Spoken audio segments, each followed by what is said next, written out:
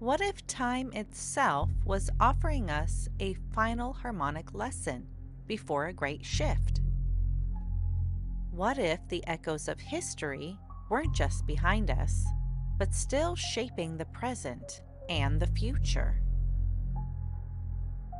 As we move through the final harmonic run of Tzolkin Cycle 53, the 13th Baktun fractal overlay, we stand at a crossroad of past, present, and future.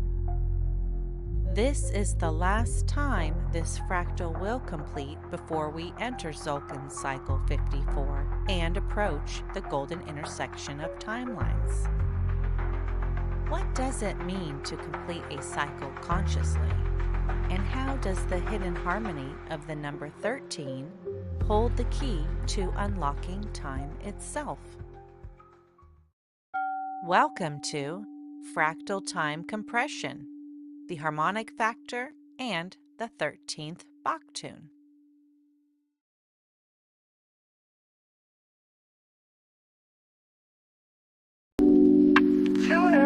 With the Galactic Spin podcast, expand your view.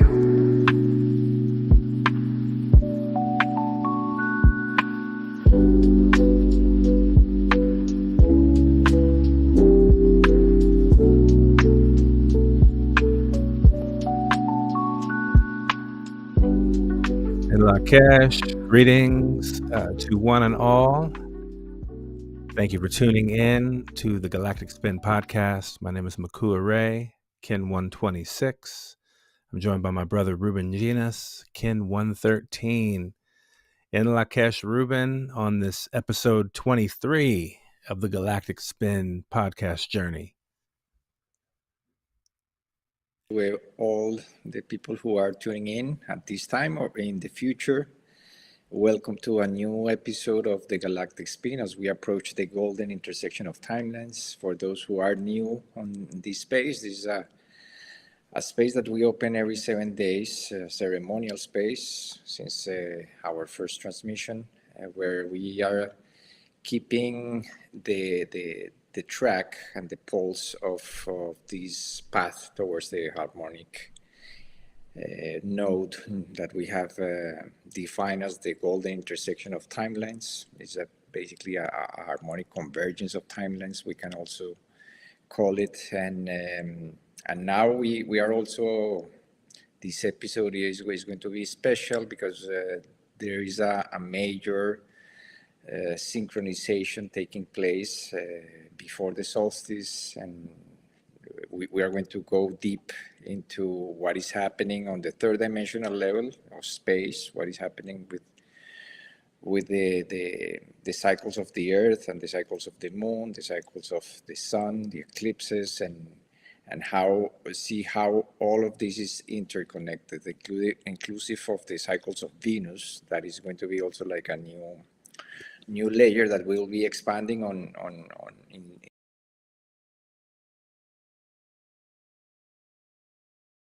and of course that introduction video from Giselle was also like a great opener for everything that we have to talk about today. Absolutely. Thank you for sharing that. I was having a little bit of a technical issue in the back end here, but we're on track. So absolutely, I echo your appreciation for Ishel's opening video. Thought it was wonderful, and definitely sets the stage for the journey tonight in this conversation, and just many synchronizations to point to. So with that said, let's go ahead and jump right in. It's going to be a great one. All right. Make sure to pull up the right segue this time. All right, here we go.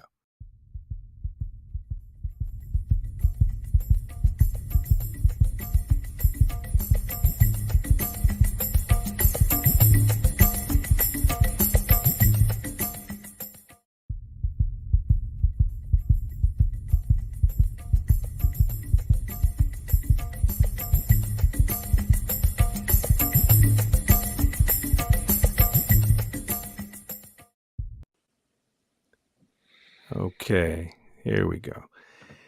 So I guess it's fitting that things are feeling a little dissynchronous in this moment, given the fact that we've all been adjusting to the well, here at least in the United States, we've been adjusting to this daylight savings time ridiculous process every year, and I can say for myself personally, it's been really something to experience the disconnection resulting from that. And I wasn't even cognizant that the time was shifted. We found out when we woke up the next morning, basically. Though I could feel the disconnection, like very interesting, very deep. Yeah, and I invite our audience to go and check this website, this link that we are showcasing today. A lot of memes showing how does it feel, or this phenomena called daylight savings time. That is and of course an invention of man that is disrupting the biological rhythms of all the people who are subject to this measure. Some countries do it. Some other countries already notice that it's in detriment of the productivity, because actually we feel more. It takes for the body some weeks to catch up with the circadian rhythms. For those who don't know, there is a cycle, a biological cycle every day through which we go, and it has to do with our hormonal cycle and when are we feeling awake and when we are feeling the need to go to sleep, and that cycle is disrupted by these measurements. So there is already a good portion of the population in the US who are pushing to eliminate this. This is part of the it's a heritage or a descendant of the situation that happened during war, in which in order to increase the productivity, I think it was in the 1930s, they changed this setting of time, daily time, just to make the day longer, the working day longer, and be able to produce more weapons during the time of war. So that this is the end result is having today still in use a measurement that doesn't really help anyone to become more productive, but the other way around. It just creates a major disconnection from our biology. It doesn't seem like it should take very much to make the decision to not observe it anymore. Mm-hmm. Other than maybe there is a suggestion there that we're still at war, you know, yes. And the fact that they keep it in place is really more a testament to the fact that, you know, it's a different type of conflict or war that particularly the American people perhaps are being organized to participate in, whether knowingly or not.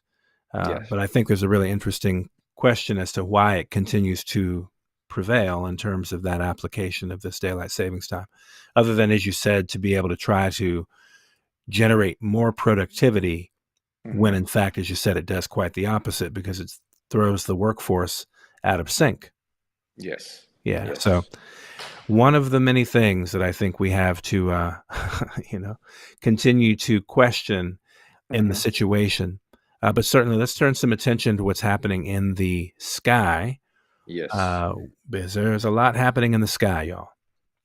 Yeah, and today's the top story at Earth Sky is that there's a stream of high-speed solar wind for a coronal hole. A coronal hole is basically a hole in the sun's corona that spews solar wind, and that solar wind arrives to the Earth and kind of breaks the layers of the electromagnetic field. So right now we are under a geomagnetic storm. For those who don't know what that is, it's basically when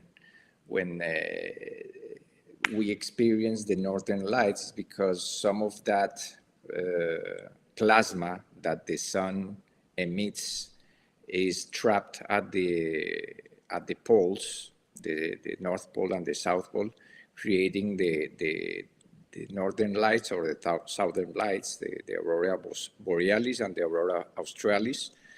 And for the last couple of days, we have been seeing more auroras. And this is those spectacular pinks and blue, deep blues are part of what was experienced on March 8th, from March 5th to March 9th, I think.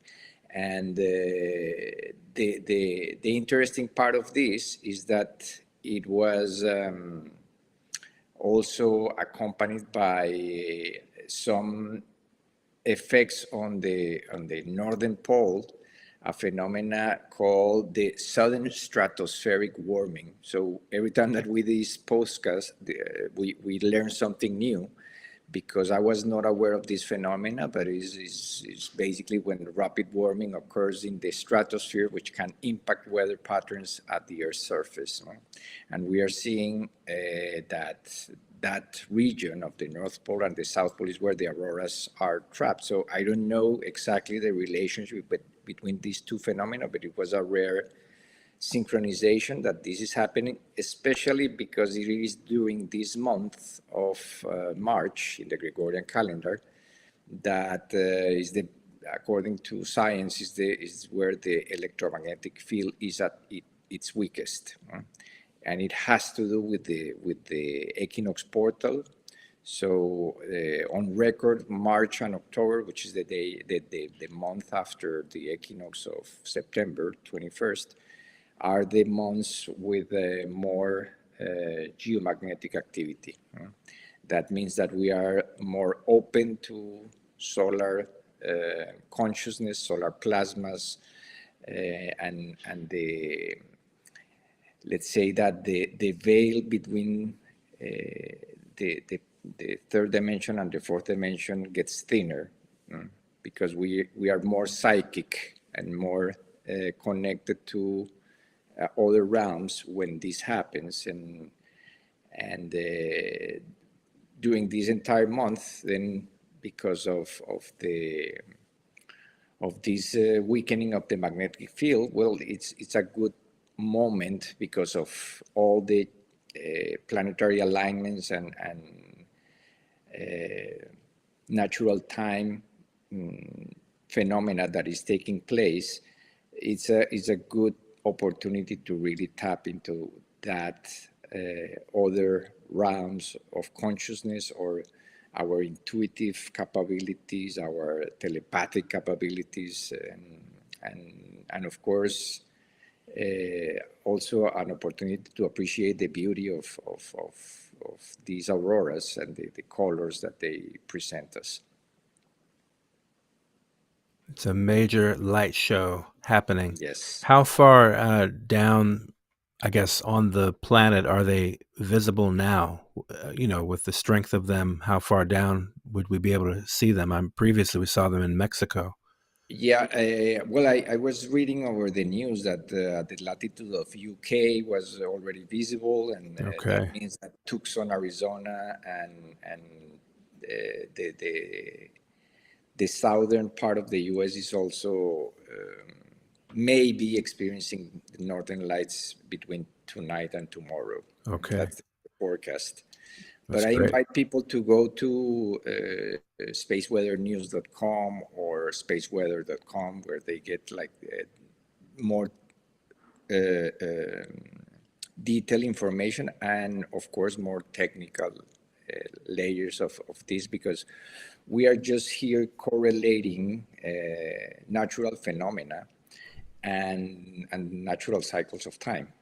Like these auroras, how they are connected with the equinox is something that we actually learn by preparing the materials for this equinox, for this episode.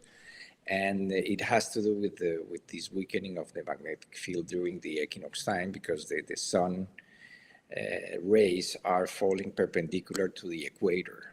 So that seems to have like a natural effect at the poles, in which the magnetic field opens up, basically, absorbing more plasmas and more coronal mass ejections. So there is an interesting synchronization happening especially this ninth moon of the year, the solar moon, and we will go deeper in the next segment. So indeed. One thing that comes to mind for me, I'll just mention, is that I'm interested in also how we access these incoming plasmas to be able to connect with them in our own chakra system deliberately, for the purpose of actually activating our holon field, our energetic fields, because it seems to me that this is another purpose behind how to integrate this incoming solar charge, because these plasmas are coming in, and if we're conscious of that, then we can begin to actually work with that energy in order to heal ourselves, in order to direct and create and generate other types of energy, I would imagine. So just kind of, I'd be curious to know about other people's experience with that as well. Some people feel the incoming solar charge and it can create pressure and headaches, and it might be uncomfortable. And at the same time, I feel like through something like a synchrogalactic yoga practice, where we make some of the inputs and correlations more conscious in a more of a daily practice sort of way, it seems that that's a very interesting opportunity that we can begin to explore that also. Yeah, actually, there is a spike in seizures when during these events. So let's say that when there is a coronal mass ejection or a radiation discharge of the sun, people who experience epilepsy or who are prone to seizures have a larger chance of experiencing them. So it is important to remember that, of course, we are electromagnetic organisms. So we have also an electromagnetic field. So when something hits the Earth's electromagnetic field, automatically we get some of that spike. So it's like you mentioned, synchrogalactic yoga, the rainbow bridge meditation every silly or every 7 days are also great ways to really connect with these energetic spikes and bring them into balance, integrate them into our bodies and explore the effects of that. Exactly. So to that end, let's go ahead and sync in and tune up, just because that is how we can really work with these codes and figure out how they do connect to these cycles, these solar cycles, this energy coming in. It's a very, very powerful window that we're approaching right now. So let's get it.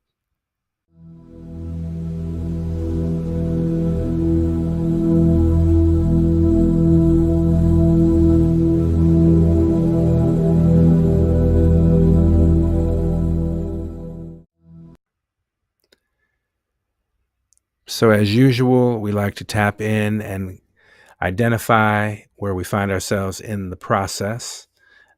We are in the Blue Rhythmic Storm year, which obviously invites tremendous change, catalyzation, and energy, as we're talking about.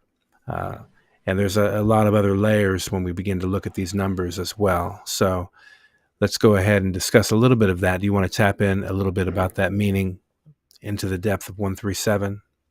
Yes, let's go over the next slides, because we did like an emphasis of what is happening, because this entire week, the first week of this ninth moon, as we will see, here is the diagram of the 13th moon year, which has the structure of a wave spell. For those who are new, like a wave spell is a spiral structure of 13 moments in time that we characterize as kin. Those kin can be considered as 13 days or 13 weeks or 13 months or 13 years. Is like a small fractal time container for different units of time. Could be 1 day or 1 moon, 1 week, 1 year. So in this case, this structure holds in every unit an entire moon. And here's the ninth moon of the year. We are, as we notice, is on the lower right corner of the spiral.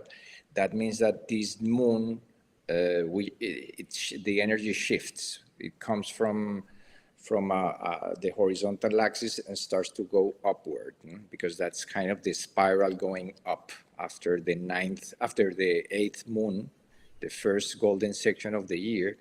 We enter into that ascending curve of the spiral of the last 5 moons, which are moons 9 to 13.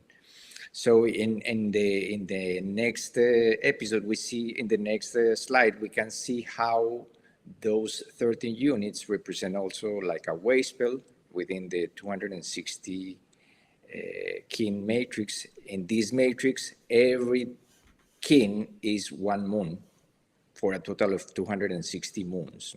This is based, again, on the 20 tablets of the law of time. That was this count, this fractal count was established back in 1997 as part of the second stage of the telectron revelation. And we're just prolonging the count after we completed in 2017 260 moons. We started a new set of 260 moons. That means that every 20 years we have 260 moons, and we can track those moons within a 260 moon Tzolkin matrix, which is what we see on the right. And this ninth moon happens to be also the golden section of that 260 moon matrix. In the next slide, we can see how kin 100, which is the kin that codes this entire moon, holds the fifth column, the base of the fifth column of the Tzolkin matrix, while kin 160 holds the eighth column. So those two, kin 100 and kin 160, are basically the two golden sections of the Tzolkin matrix, which is a perfect fit because the fact that this golden section of the Tzolkin at that scale is also synchronizing with the golden section of the 13th moon cycle, which is the moon that we just closed. On the next slide, we see how, well, this is basically the energies governing this entire moon is the tone of intention is tone number 9. The question that we are asking ourselves during this entire cycle is how do we attain our purpose? So that's a kind of a contemplation for this entire 28-day cycle that is governed by the energy of the yellow solar sun. So the yellow solar sun, it's the energy of universal fire. The action is to enlighten, and it represents the power of life. So this entire cycle of 28 days starts with the golden section of the 13th moon year. That means that every time that we close 8 moons, or every time that we close 5 moons, we are in one of those golden sections. And this golden section happened to coincide with another fractal of the 260 matrix, which is 260 weeks. So in the same way that in 20 years, we have precisely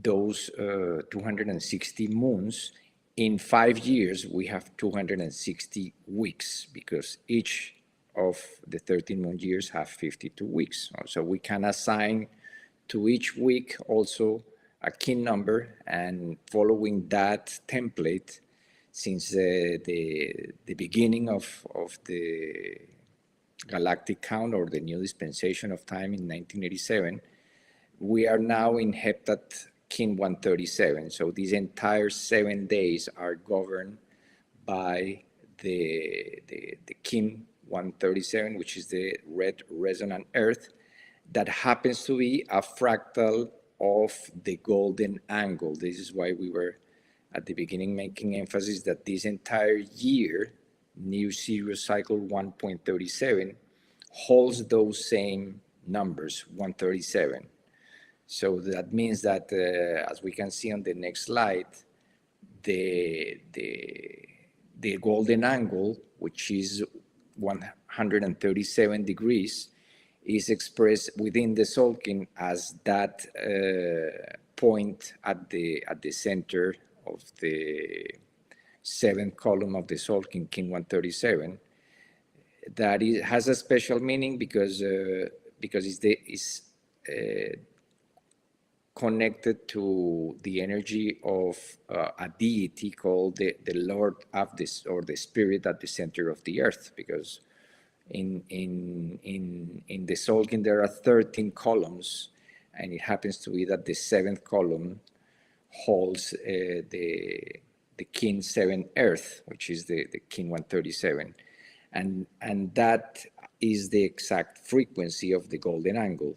So that means that, let's say that what we see here as A is 8 moons and B would be 5 moons, and that golden section of the 13 moon year is connected to this week kin 137, which is the golden angle. In the next slide we can see how basically this is new zero cycle 1.37, and right there at the start of week 33 of the year we have completed basically 222 degrees of a circle, and we have, or the moon, it needs to complete 5 more lunations of 28 days to arrive to that 13 marker.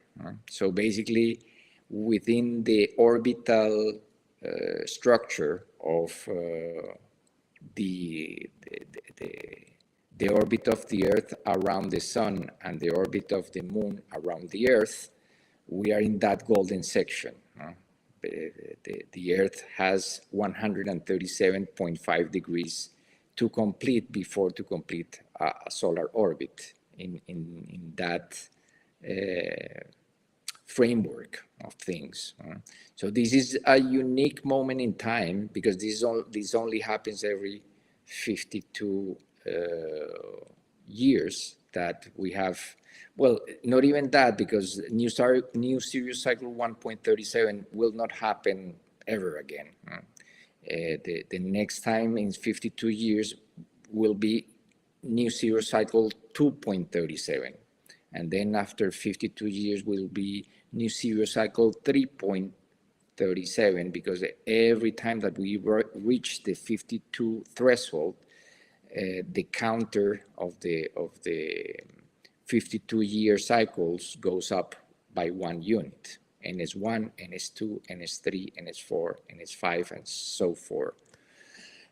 So this is a very unique alignment. It's happening right during this year 2025, this Gregorian year 2025, and we take it as a preamble to the golden intersection of timelines of October 14, 15. Let's say that the codes are showing more and more coherence towards the golden ratio as we approach that golden ratio point in days from October 14, 15, 2025. So it's a beautiful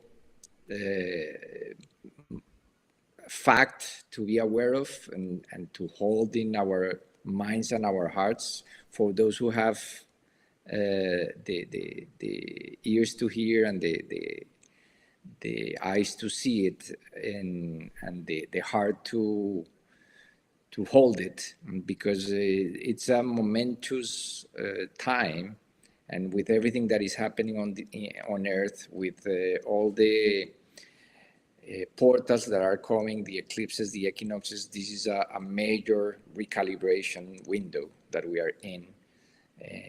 And this recalibration has to do with other aspects of this third dimensional matrix, like the Gregorian calendar, that are connected to this figure of the Pope, and precisely this coming lunar eclipse that starts the eclipse season. It's synchronizing with first is a total lunar eclipse, and is a blood moon, because the moon turns red. And that day, the Pope that we mentioned on a couple of episodes ago, that he's under intensive care due a respiratory crisis. He's going to endure this 12-year benchmark with a lunar eclipse. So that's kind of a prophetic overtone that it's enshrining this coming eclipse. And let's remember that even in the Gregorian calendar, numbers speak, and 3.14 is Pi Day, because number pi is 3.1415 to the infinite. And that's actually, I remember that when Pope Francis was elected, that day was CERN announced the God particle. So synchronized or not, these two announcements took place on March 13, 2013, and on March 14, Pi Day, we were having the news of a new God particle and a new Pope. We did a small note about it back then, but what really is important at the moment is just to recognize that 12 years after that point, we have also an eclipse, which is connected to prophecy, especially lunar moons that are blood moons, are named blood moons. They have like a special overlay because the color red. So the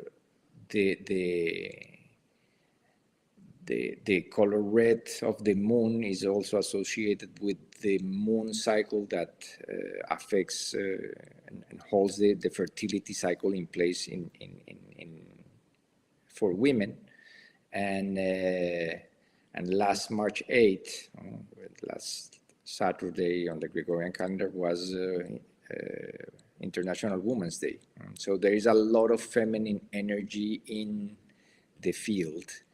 And of course, when we see the Gregorian calendar as the tool that has disrupted the female cycle, this moment in time when the authority behind the Gregorian calendar is arriving to his 12th year in power, and is synchronizing with a blood moon eclipse, then that's something to keep in mind because of his delicate health at the moment. So we may see announcements within the coming days. We don't know, but we just mention it because this is part of a prophetic set of events that we have been tracking since 2013, when the prior Pope renounced. Around the same window that this Pope got into the hospital 12 years ago, the Pope who preceded this Pope decided to step down.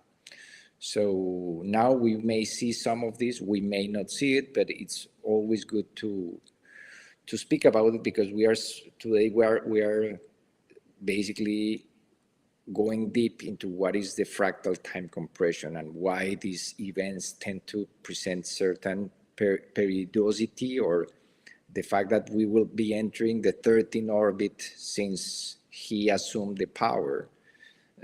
That's something also to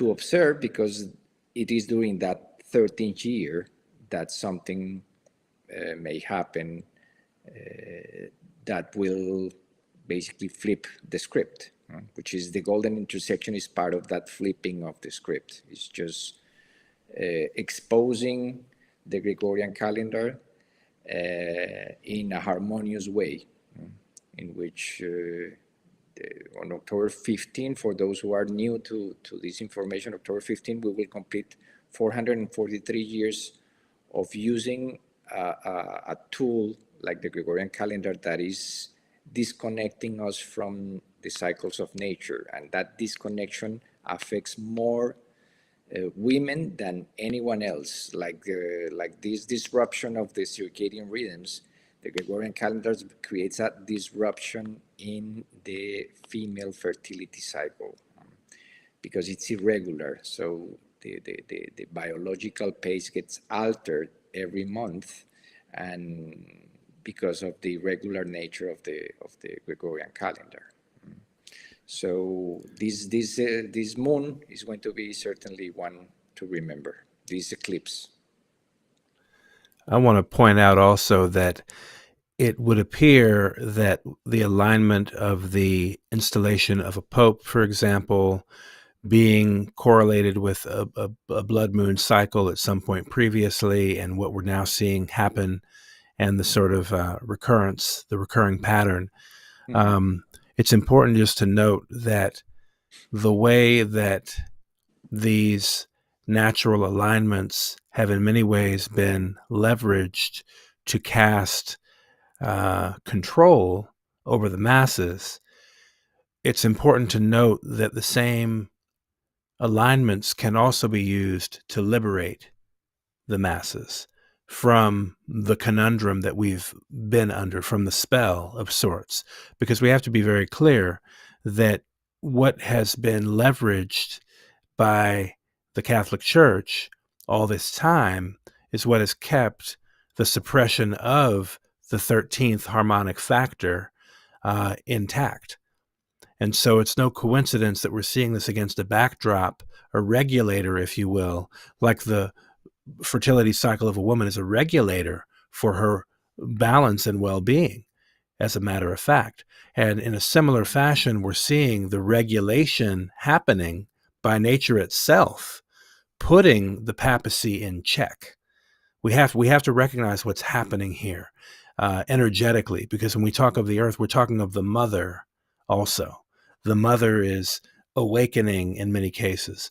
And so we're going to see similar energetic pulsations and representations of that in the cases of something as important as this being the church that's held that dynamic control over the masses of the population for centuries. So the fact that these things are aligning in such a precision is a direct invitation for us, as we identified initially at the outset with the 49-day window of the planetary parade. Now, what we're going to get into next relative to this current equinox is very, very powerful. So let's not let it be missed on us, the potency of the moment relative to how we can in turn create ceremony, make conscious, make sacred, make art. And I want to share a bit of the video, in fact, that we're showing here on the screen, but I want to invite you to kind of set this up a little bit, and then we're going to go into the video a little ways in, where she's talking about the Galactic Center, because this is the most important thing for people to really get right now in terms of the potency. And what's happening also is we need to also observe that this full moon, this total eclipse of the moon, is happening as a bookend to the partial solar eclipse to follow.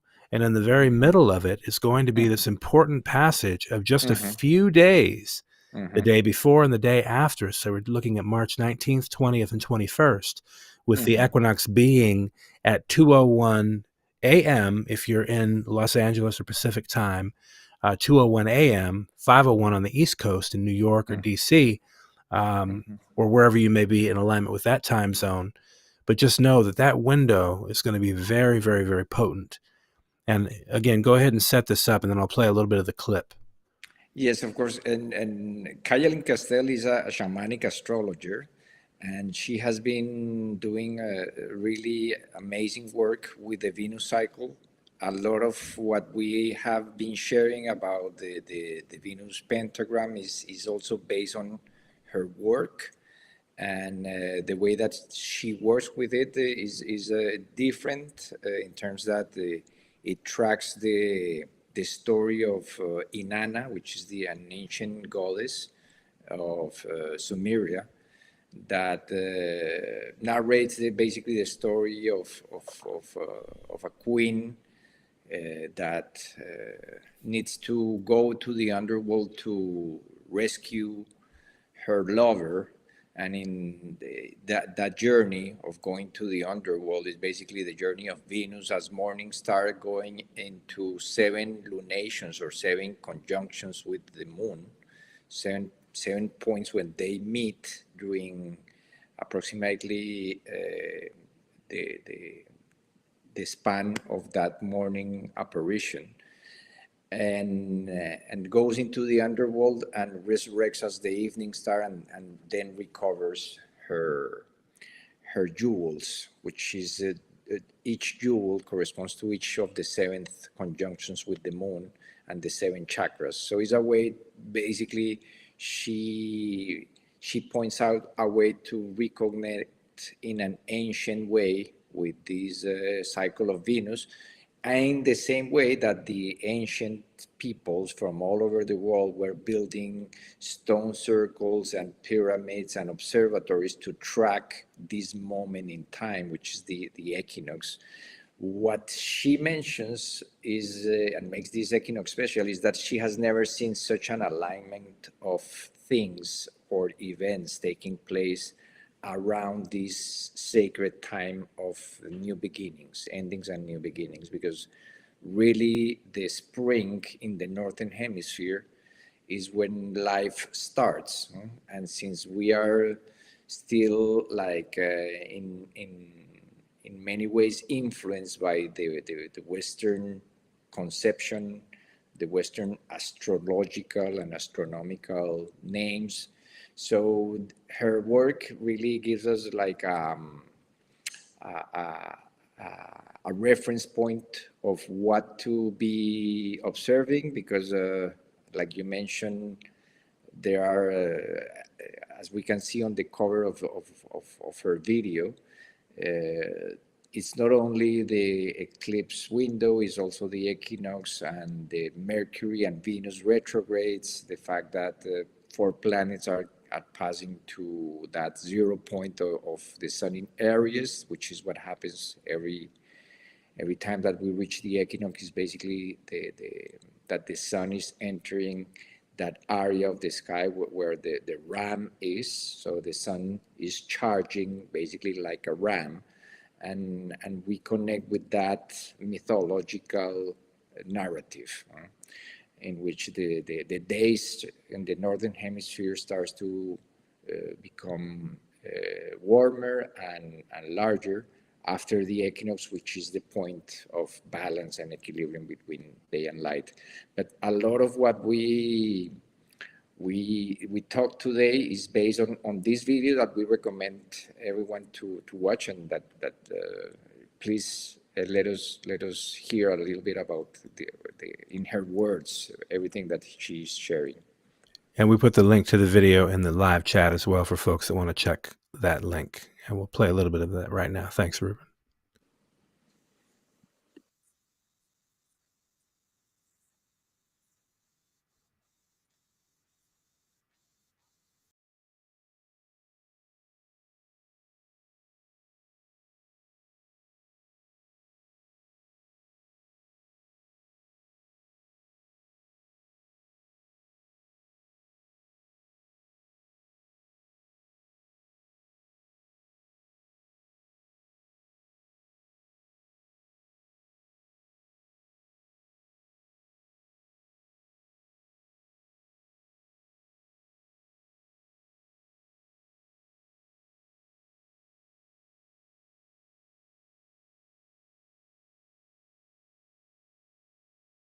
Time of day it might be, it supported more efficient use of everyone's psychic talents. Now, researchers at Bell Laboratory accidentally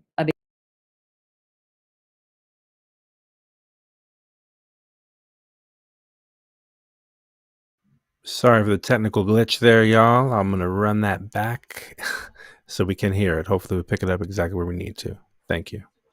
a new form. How is Neptune and Saturn coming together to help us manifest, dream into, create a new form of how to be on this planet in ways that are beyond anything maybe we've ever imagined, where everyone is respected, everyone is treated with kindness and has their needs met and is able to experience the love and magic of this world when we're living in a good space, in a good way with each other.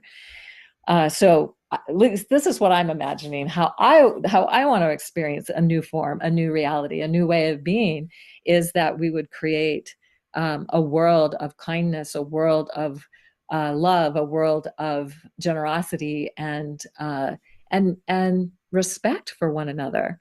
So that's my what I'm seeding here in this moment.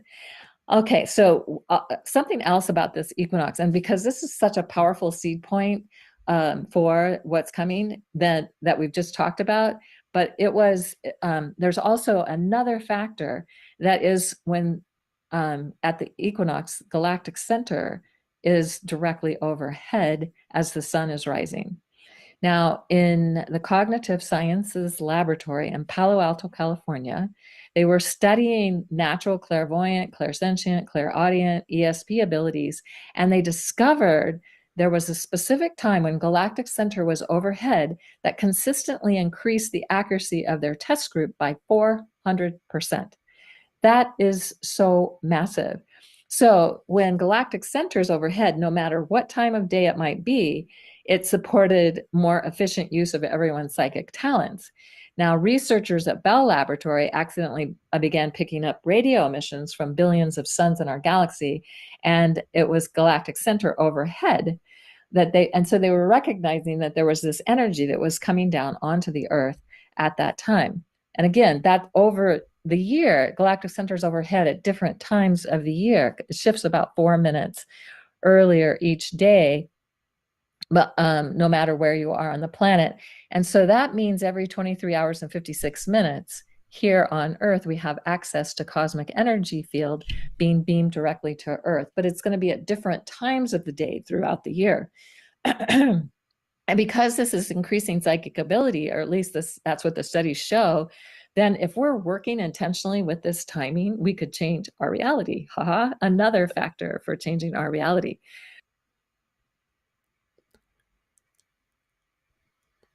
So hopefully that provides at least a little bit of the perspective, particularly from the divine feminine, in terms of what this energy is really presenting to us as an opportunity. So as we look at the peculiarities as it relates to the Pope and the way that the energy has been manipulated for centuries, let's not be fooled or distracted also by the fact that this is the same energy we can harness in right relationship in a good way, in an intentional way, this being the moon of intention, solar tone, solar moon of intention. So we really wanted to take the fullness of this moon to appreciate the opportunity we have as we talk about this 13th Baktun.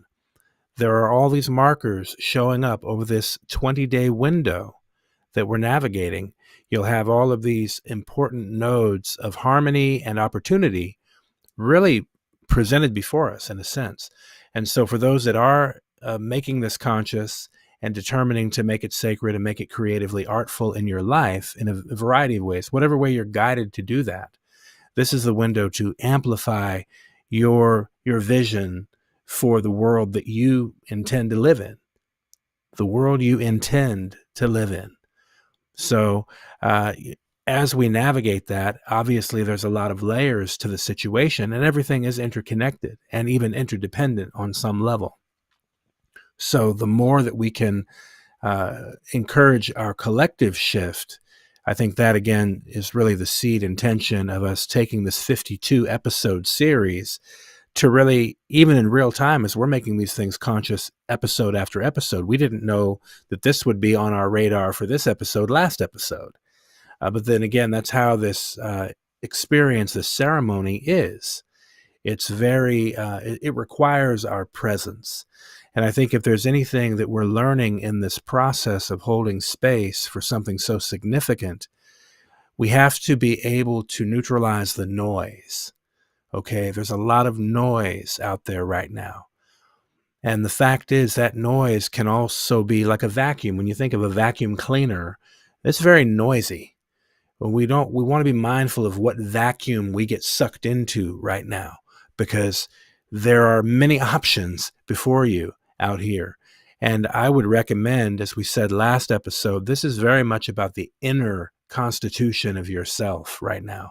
It's really your inner constitution and relationship with the galactic integrity of the cosmos.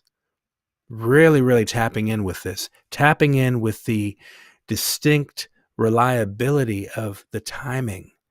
When we talk about Venus and we talk about the moon or we talk about the sun, these are reliable timing standards that have always applied and still apply, and they're having direct influence on us all the time. So we want to really take this window to make conscious this relationship, not to underestimate it or discount it, because in fact, it sets the standard for the next leaps in consciousness that we're all making.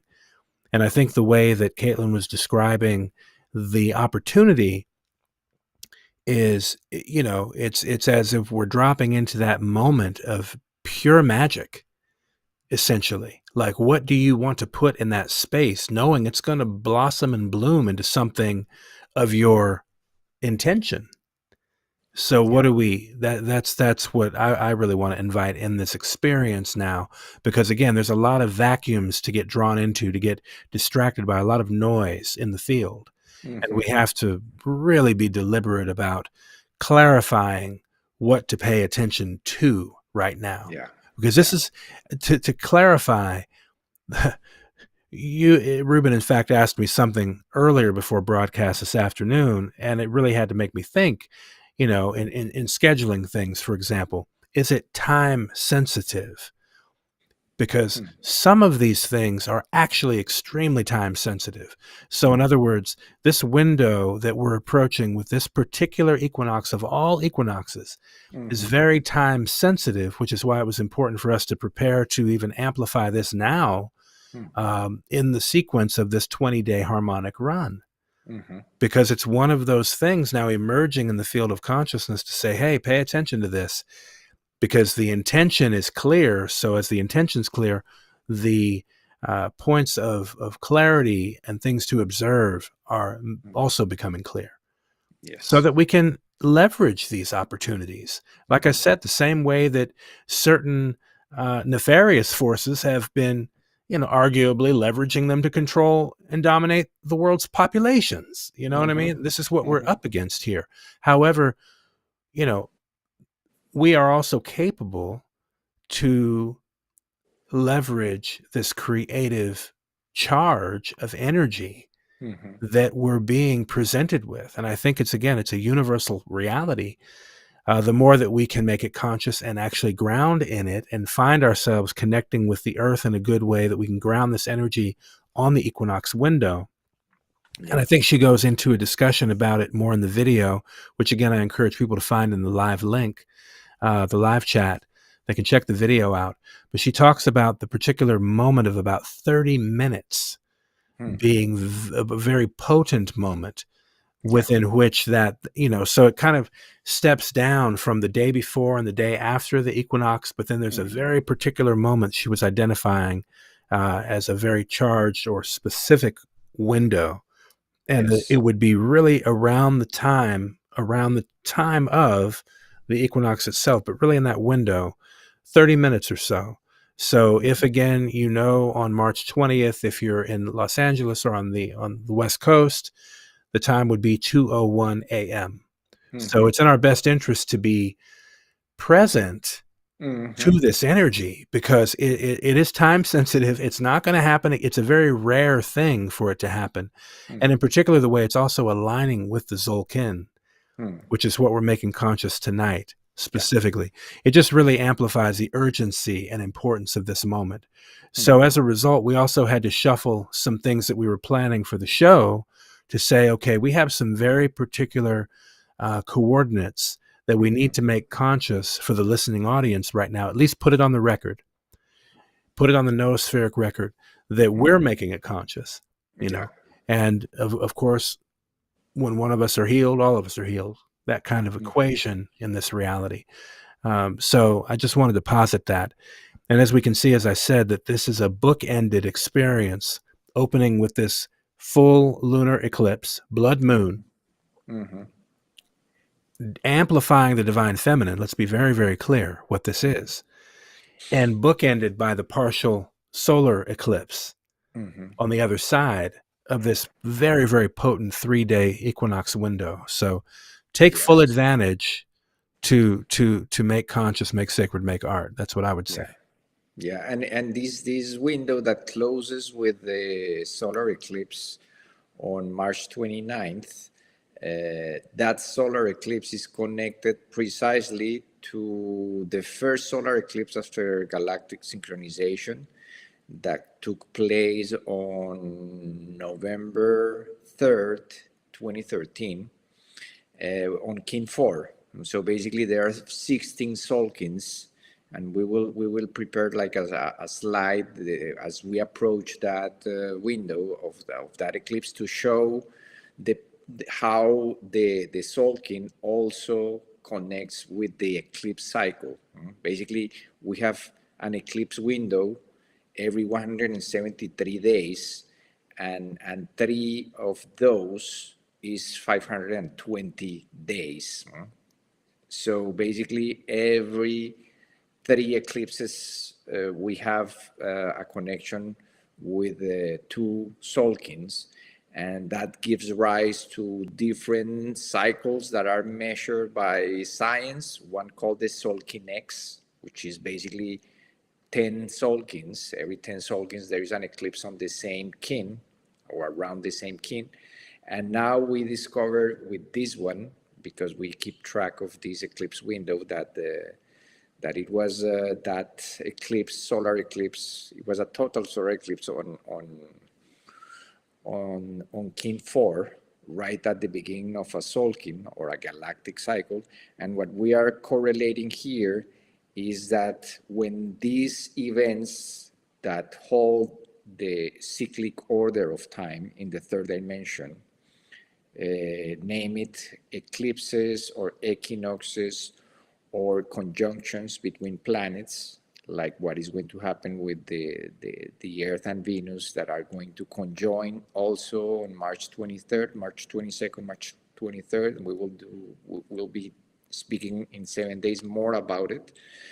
But we have the equinox cycle synchronizing with the eclipse cycle, synchronizing with the Venus cycle, synchronizing with the galactic cycle, which is the 4th dimensional layer of it.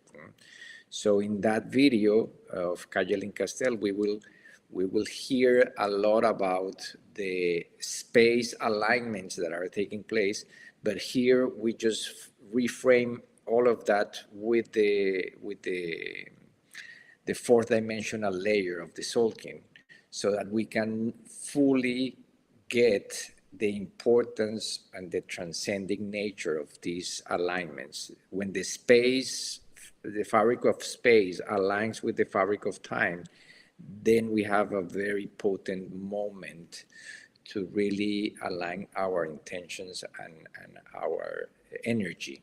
Where attention goes, energy flows. So let's make sure that during this, as we enter this eclipse cycle in 2-3 days, that we are cleared from all that noise that you mentioned, brother. Because this, as we are going to see on the 3rd section of this podcast, which is the theme for today, the fractal time compression that is taking place, we are also in a very sensitive window in terms of events on Earth, which is signaled here. We are right on the left. We see the Tzolkin matrix of 260 days, and basically right now we are in that 13-day cycle of the eagle that goes from Kin 235 to Kin 247. It closes tomorrow with a blue cosmic hand, and while doing today's preparing the materials for today, we noticed that also we have major synchronizations taking place tomorrow. One being the fact that we will be completing 2 Tzolkin cycles of the escalation of violence in the Middle East from October 7, 2023. And that is synchronizing precisely with the 5 years since the World Health Organization announced the planetary emergency and the quarantine. So basically, tomorrow, the transcending power of healing, which is the hand, is helping us to transcend those programs that are embedded into the fractal structure of time, and that either consciously or unconsciously humanity tends to repeat, go through a similar vibrational, low vibrational, usually low vibrational dip, so that we disconnect from nature, and we get into fear mode, and we lower our own vibration, because these planetary events are designed precisely to bring us down. So it's so important, starting tomorrow, that we reach those two benchmarks, and that it's happening within this 13th Tzolkin of the Tzolkin. What we see here is also in this display, or this array, we are at the 5th cycle of 52 days of the 260-day cycle. Is the green castle at the center, is where everything synchronizes, the court of synchronization. Each of those 52 days play a role within the processes of evolution on Earth. And that last 52-day cycle is a very important one, because many of the events that shape-shifted our current day reality were originated in that cycle, and we will go deeper into that tonight in the next section. So here is what we were saying. Tomorrow we complete 520 days of the war in the Middle East, in the unfortunate situation that is happening there with the people from Palestine, and that the world has been witnessing for already 2 Tzolkins. And it's synchronizing with that moment in time when the World Health Organization announced we forgot to put the little blurb there, but it's basically 6 Tzolkins of 260 days since, 5 years of 365 days since that, which happens to be 5 days ago, as we will see later, the 7 Tzolkins. So basically, kin to 42 was the day, or the kin, when that corresponded to March 11, 2020, when the World Health Organization announced the quarantine. Let's remember that it was March 11, 2011, when we have a major tsunami hitting the coast of Japan. A nuclear plant was threatened. So precisely 9 years after that tsunami, we received the news of the planetary emergency, and it's also synchronizing, of course, with these other cycles, inclusive of the release of the injection or the antidote to the virus that happened on December 11th, 2020. Exactly 9 months later of the emergency declared on March 11. So from March 11 to December 11, basically 9 months, and then after 260 days, roughly, it was released the treatment for that supposed virus. Interesting. Yeah, I think, again, this is one of the values of being able to use these tools to reflect on the compounding layers, because when these things are not made conscious, we're going to repeat them. Though the value of making them conscious is that we can arrest the redundancy of it. We can push the pause button, we can neutralize their effects because we're actually making it conscious. And we've been running on an unconscious program. That's the whole difference here. Shifting your calendar is to effectively make the unconscious conscious in yourself. So bringing that subtext that we operate through that's largely unconscious, the programming, making it conscious. And that's a part of the exercise of actually making conscious this 13th Baktun with these particular harmonic opportunities that we're seeing here to help neutralize some of these recurring patterns, such as that you said we're going to step into tomorrow in terms of the overlay or the repetitive cycles attributed to kin 247, which we're seeing. So I think that this is, again, a good example for people to appreciate how to apply the science as we get into this next section and really kind of get deeper into what is this discussion of specifically the fractal time compression. What does that actually mean when we talk about that? And what does it mean when we talk about the 13th Baktun, and why does that matter? We talk about the period of recorded history. Why does that matter, to us now? Because we might think of that being the past, even though we're also showing how these overlays, these echoes, these ripples, these redundancies are occurring. And because, again, they're not being made conscious, they're exacerbating and they're morphing into something else entirely. Yes. So part of getting into this process is to actually beautify the situation, frankly. Yeah. Because I think we could really use a great dose of that right now in our lives, right? Yeah. Yeah, and part of this fractal time compression that we were mentioning briefly with the fact that we are completing now 5 years of that planetary emergency, and every 5 years we have 7 Tzolkins plus 5 days. So basically, the 260-day cycle synchronizes every 5 days with the 365 or 364 plus 1 day cycle. Basically, that means that 5 years with 13 moons each year, we have 65 moons. And those 65 moons are the equivalent of 7 Tzolkins, 1,820 days. And if we add to that the 5 days out of time of those 5 years, then we have that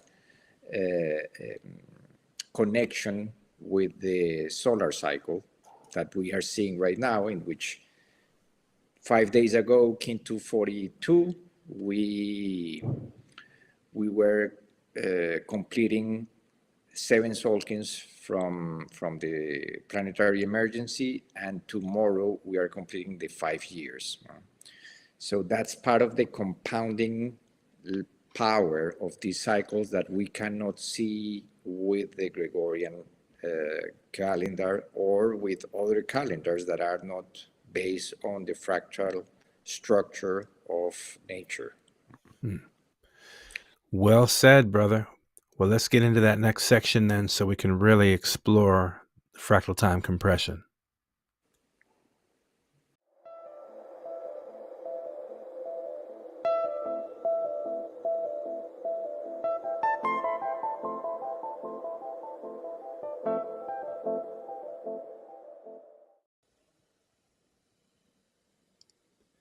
So as we can see on the screen, some of these terms you may hear us talk about really would be categorized best as new galactic vocabulary. And among that includes the terminology for tonight's episode, fractal time compression, which, as we can see, is explained as the expanded mental ability to engage in different planes or levels of time simultaneously. And that's exactly what this exercise of the galactic spin really is all about. In fact, it's really about that purpose. So this is wonderful. Yes, because that's the focus of measuring these cycles of 260 days, 260 weeks, 260 moons, 260 years, so that we can perceive the fractal nature of time at those different scales, and or the different planes or levels. As the definition from, this is from Time and the Technosphere by Jose Arguelles in the year 2002, I think was coined the term. And as we are seeing right now, because there is a master map of time of 260 generations, where each of those 260 units of time correspond to what is called a Katun in Mayan time science terms, 7,200 days, or 19.7 years, approximately 20 years,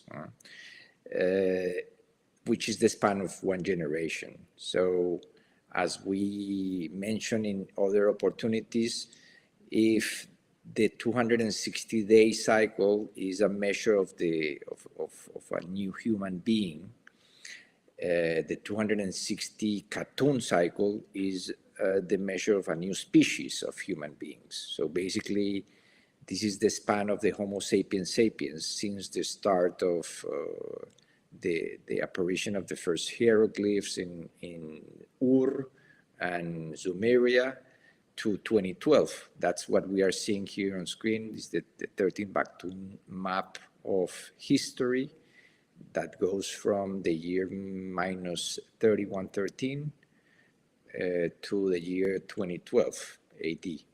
So that span of 5,125 years corresponds to basically a span of 260 generations or 260 Katuns. And the last, those 260 Katuns are organized in 13 periods of evolution called Baktuns, and these are mapped here and at the top. So we have, we start with the Baktun of the star planting, when all the information was basically planted in the pyramids and the monuments, in the hieroglyphs, and the Baktun 13, which is when, in the year 1618, basically the modern way of life was established as the technological advance, or the mechanization of time is also, this Baktun is called the Baktun of the transformation of matter, because it's where the major stage of industrialization started to accelerate. And in the next slide, we can see how this is really the last stage of a process of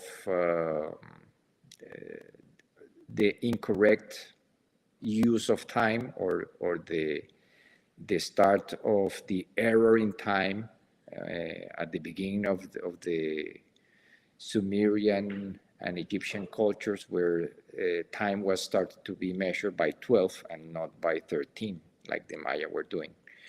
So that is the ascending spiral, or the harmonic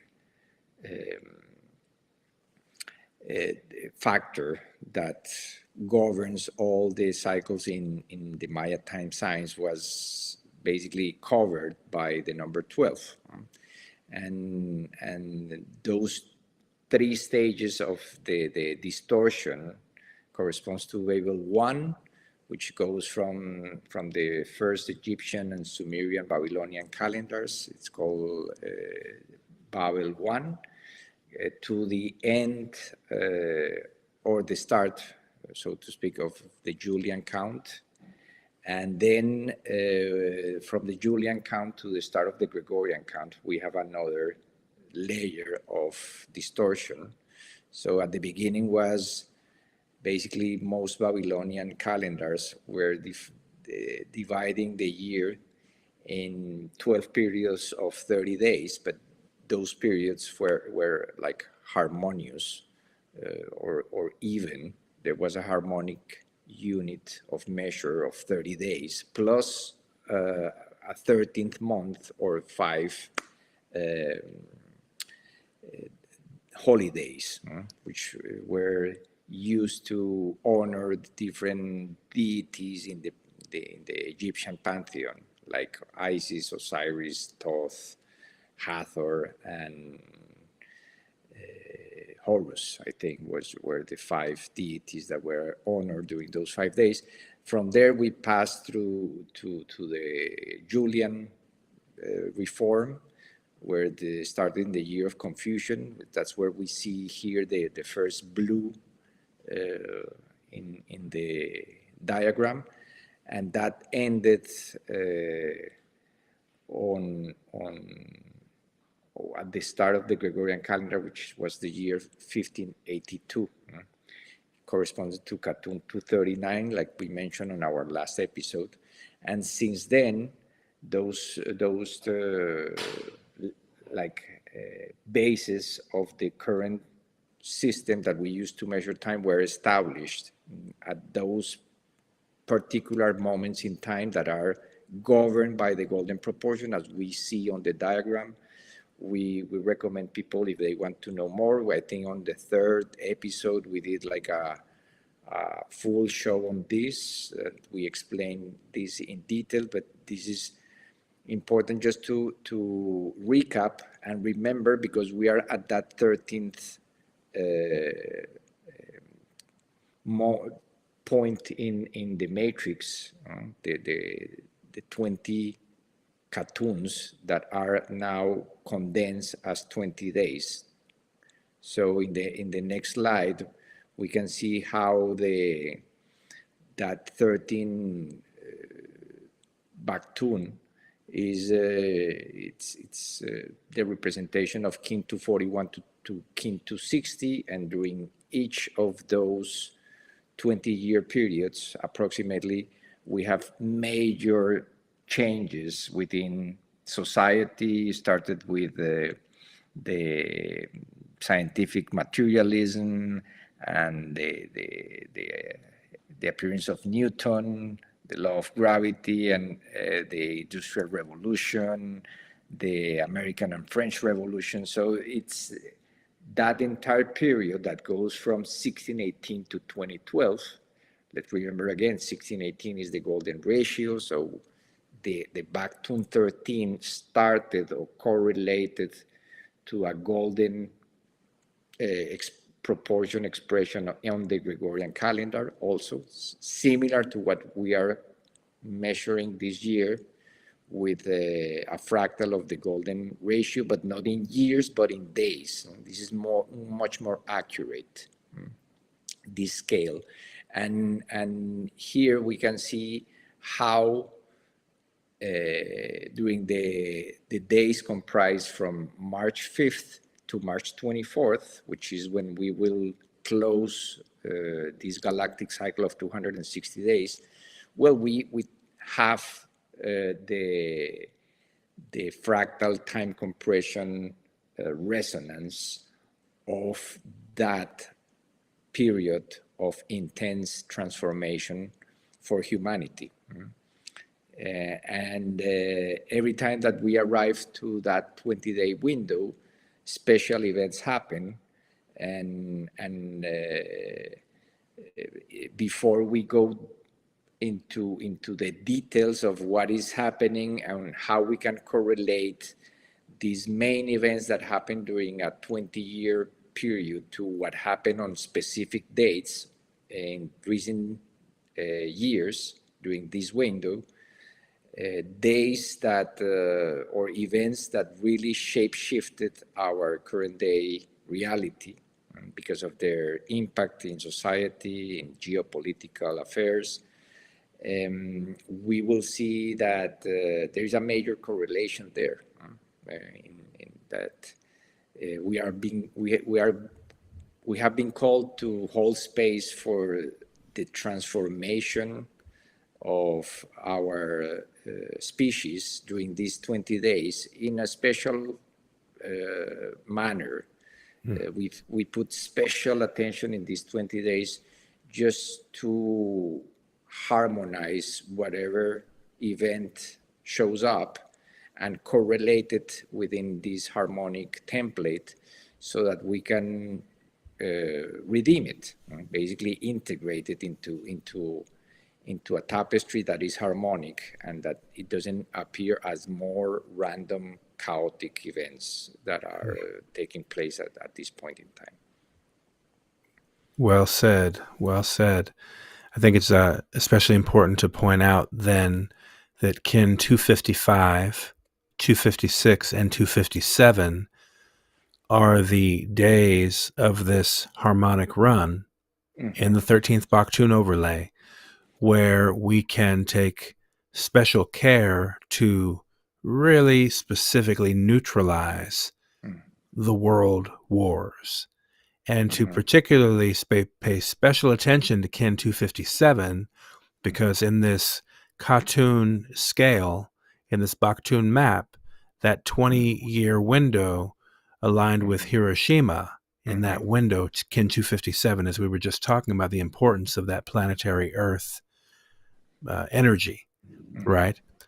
So as we approach that window of the equinox, take special care to pray and anchor in consciousness the neutralization of harm due to the ignition of atomic energy, unleashing of atomic energy. That is one of the most important points to make conscious, because it represents one of the most destructive moments in our human evolutionary pattern that we have to actually course correct.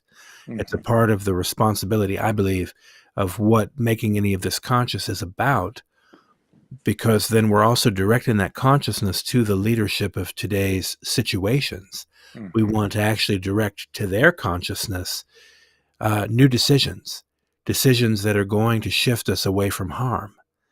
Even if they may themselves not be conscious of it, or maybe so sociopathic that they're incapable of thinking that way, we can override the system, so to speak, with an eclipse their, I would say, incorrect consciousness or incorrect thinking, and help bring things back to balance and order. And that's on the micro level as well as the macro level. So macro being these 20-year windows like we see in this 13th Baktun overlay, down to the micro being what is happening in this 20 minutes or in this, 20-day span, for example. So this is a fluid and flexible exercise to actually contain these experiences brought about by human evolution. And as I said before, to in effect arrest them or pause them or neutralize them such that their effects can be counterbalanced. And it may not be sexy work. It may not be the work that's paying a lot of money out here, but you better believe that this is a consciousness game. It's not a consciousness game about gain, because we hear a lot of the conversation about consciousness really being about getting this acquisition or getting this financial sum of anything. That's the lowest level of the consciousness game. That has really nothing to do with what has to be done right now. And I think that's, again, a part of the insidiousness of the Gregorian consciousness, is that even in light of everything we're navigating, that time is money banter still largely runs the show. And so that's a part of its own undoing, frankly, as well, because that's going to create its own sort of echo chamber of sorts that is going to go in its own particular direction. And the purpose of making this conscious is to say, hey, there's a shift that we get to make in consciousness in ourselves first. And while we make that conscious, then we can hold the space that perhaps more in the collective human experience can also confidently make that shift. Because other options, I don't know, it's a very sketchy way forward. I'd be curious to tap into, and maybe we can do this in the coming weeks, just given that I think you'll be in proximity with some of the elders in some of these traditional communities. What is their worldview on the race to the bottom that it may seem that is playing out in the Western world right now? What is their worldview? Because I would tend to trust that far more than I would trust any view of those that are completely absorbed by the Babylonian mentality. After phase 1, phase 2, phase 3, you know, you can't trust a lot of it out here. Because the fact of the matter is, a lot of this stuff is repeating these patterns of the old cycle. They are not even functioning from a perspective of the new time, let alone recognizing the redundancies of these cycles. And so, I just wanted to mention that, though, that with this opportunity, it's a good opportunity to make conscious on Kin 257 in particular, that shift, that neutralization in the heart, anchoring the mind in the heart, and really centering ourselves at the heart of the earth, as we do in light of the Rainbow Bridge meditation, for example, as one way to anchor in these new frequencies and the new earth codes in a real grounded way, a substantive way, a substantial way. And again, these shifts aren't going to be measured in digital currency necessarily showing up in your bank accounts. It's not necessarily about that. At the end of the day, what are we going to do when, we can't rely on those material systems necessarily? I mean, don't let there be a major X-class flare get shot directly at Earth and take all of our financial systems off the grid. What are people going to do at that point? And there's a high likelihood that can happen. The more that we put these objects in space through which we direct our financial systems and direct the policing of the human species, the chances are those structures are going to be fried out by the very sun that we're talking about right now itself. There's a high likelihood of that. And let's keep in mind also that the concept of fractal time compression with the rise of artificial intelligence is gaining also momentum within mainstream, because people are noticing how we have been experiencing major advancements in a matter of weeks. So there is always a new app, a new breakthrough, a new humanoid robot that is arising from this technological advance, and it appears to be growing exponentially. The rate at which the advancement is growing, especially since this 13th Baktun, that period is the incubation of the machine technology. So this is a very crucial moment. This particular iteration is crucial because it is connected with all these astronomical events that are signaling the closing of major cycles in nature. So we put the special attention because we know that those entities in power in the third dimension are also using these windows to promote their agendas. So we saw it in 2013, 12 years ago, with the announcement of the God particle by CERN on the same day that the Pope is elected or announced. So now we pay special attention because, as we will see in the next slide, we are basically going to read a synthesis of what José Argüelles Balón-Botán says about this period, or this 13th Baktun, the impact that has for our modern civilization, and then we will go on a day-by-day basis to check what is happening within this 20-day period that is an opportunity to really transmute and compose the old script, the old program. Remember that the calendar is a program. So every time that we arrive to this point, we have the opportunity to reset the program. And especially now that nature is giving us all these beautiful signs and moments to synchronize. The eclipses, the equinoxes, the Venus cycle, the conjunction, the emergence of Venus as morning star, all these layers of natural time that we are able to perceive with our senses are connected also to a new galactic cycle that is not measured by many people on Earth at the moment, but that we are doing here the homework. I'm going to read this paragraph from, I think it's from the book of the Manifesto for the Noosphere, or Time and the Technosphere, but it's a brief synthesis of what this 20-day period is all about, which is a 20-generation period, what he's referring to here. So he's saying these are the 3 C's of the 1260: the clock, the calendar, and circumnavigation. And this is what he says about it. Now let us return to a consideration of the 2 principal and resultant 1260 instruments dominating the end of historical time: the Gregorian calendar and the mechanical clock. We may note that towards the conclusion of the 12th Baktun cycle, AD 1618, the clock reaches its perfection at the very moment of the implementation of the Gregorian calendar reform, AD 1582. Just after the act of global circumnavigation has been accomplished.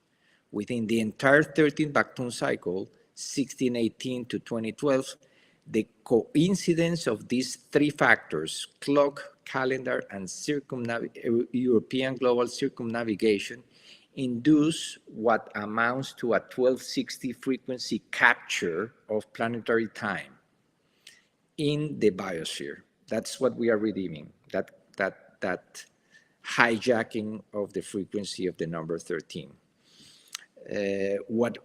What are the implications of this takeover of time by an irregular and irrationally measured Gregorian calendar and its accompanying microorganizing device, the mechanical clock? That's the question. And that's the question that we are trying here to solve, because as we can see on the next slide, we ask for people to do their best. I don't know if the screen is large enough. If probably if you're watching on your phone, you are not going to be able to really see the full spectrum of what is happening. But basically, if you are on your laptop or your TV, you will be able to notice that on the left, this is basically a map or an ephemeris of the 20 days comprised between the window of March 5th, kin 241, and March 24th, kin 260, in which each day corresponds basically to the 1 Katun, or 20 days corresponds to 20 Katuns. And we see on the right column historic events correlated to these windows of time. As we can see, each Katun is approximately 20 years, starting with Katun 241 that goes from 1618 to 1638. And that it was the start of this process of mechanization of time, in which the perfection of the clock added to the institutionalization of the Gregorian calendar throughout the colonies of the New World was basically holding the grip. And it was during that time when all the codices and ceremonies in Mesoamerican lands were basically targeted as part of the process of take control of resources, take control of the spirituality or the religion, and take control of the organizing principle of society, which is the calendar. So during these 20 days, we see on the left side events that are connected to anniversaries of important events. So we see here how on March 6, Kin 242, we completed 7 Tzolkins, as we mentioned before, of the announcement or the start of the global emergency of COVID-19. This is happening this year, synchronized with the entrance to the main golden section of the year, which is that transition from the 28th day of Moon 8 to the first day of the solar moon, the Moon 9, and the start of this 33rd week. And this is how today we are completing as we enter the Kin 247, we are completing the 5 years from the COVID-19 pandemic and the 520 days of the conflict in the Middle East between Palestine and Israel. The resonance between these two events is really part of that compounding power of the fractal time compression. Why? Because it was only 5 years after this pandemic when we have this synchronization between the galactic count of 260 days and the lunar solar count of 364 plus 1 days, when we have this window of resonance, in which basically, to make it simple for people, the year 2025 is basically a very similar record of the year 2020 when we experienced this emergency. So what we can do with that is to reframe that emergency as the emergence, not the emergency, but the emergence of the noosphere. And to be clear as well, it's not just 5 years, it's 5 years plus 5 days. Yes. Just to be specific. So that would directly line it up, 5 years plus 5 days. Yeah, because the March 11 of 2020 was Kin 242. Now March 11, 2025, 5 years later, is going to be Kin 242 plus 5, Kin 247. And the fact that those two events that shape shifted the last 5 years of our experience here on Earth are connected through the Tzolkin in this particular window. Well, it's a way for us to realize that script is being transmuted. That's why everything that is in magenta here in this chart is aspects of this transmutation that we are enacting by making these events conscious. And notice how the entire 13th Baktun has the magenta applied to it, because the entire 13th Baktun has to be rectified. It has to be rectified. Yes. As we see here on March 14, we have the lunar eclipse and the completion of the 12 years of Pope Francis in power. And the next day, Kin 251, we complete 33 Tzolkins from the Twin Tower event in New York City on September 11, 2001. We know the importance of number 33, and the fact that that event was also referenced in time and the technosphere as the cracking of the nospheric egg, basically, is when basically the fall of the structures that were holding the financial system of the world, known as the World Trade Center, were destroyed, either consciously or unconsciously. This event triggered an atmospheric event or a spike in the electromagnetic field that was what Jose mentioned, like the cracking of the nospheric egg. Is basically when there is an event so big and so surreal that it just makes an imprint in everyone's minds. And I think that we all remember what we were doing that day, because that's the purpose of those events, just to create an imprint that that affects us either consciously or unconsciously, and we every time that we go to that same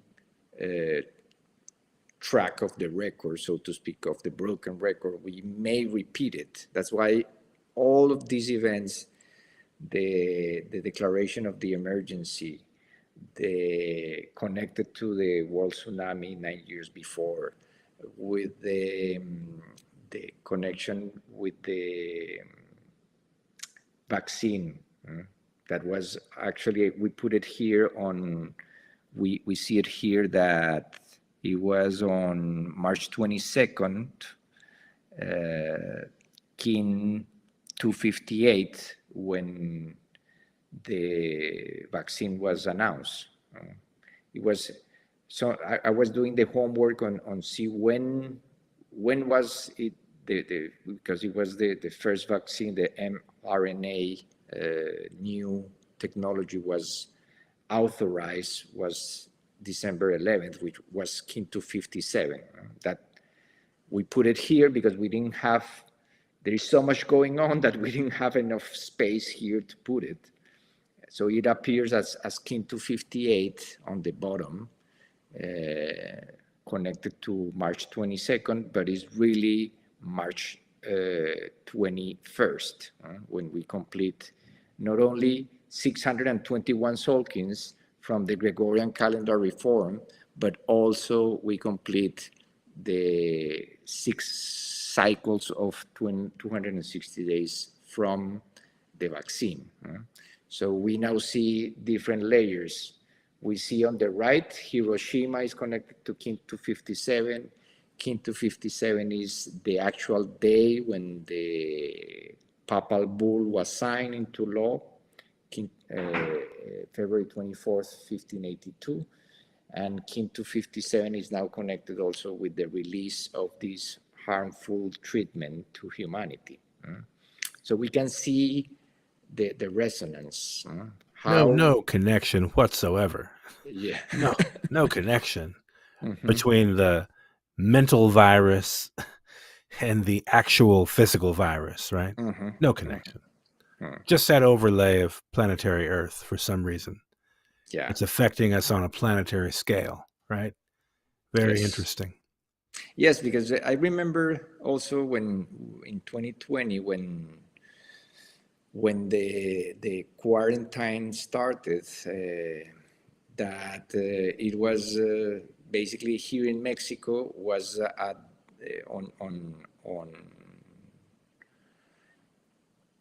Kin 260 that we were in-house. Everyone was low. So we started a galactic cycle basically under brand new unprecedented conditions on Earth, in which the vast majority of human beings were basically directed to stay home without any real support for doing that, more than an agenda that need to be deployed at the time. for who knows what reasons.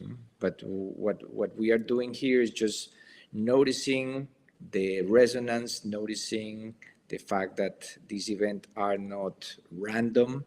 They are connected through time if we use the right set of lenses to track them. So the application of the synchronic order, this is one of the applications for global events, and see the fractal time compression qualities of those events over time, like what we are seeing tomorrow with one emergency piling over another emergency, one geopolitical, the other one a health emergency.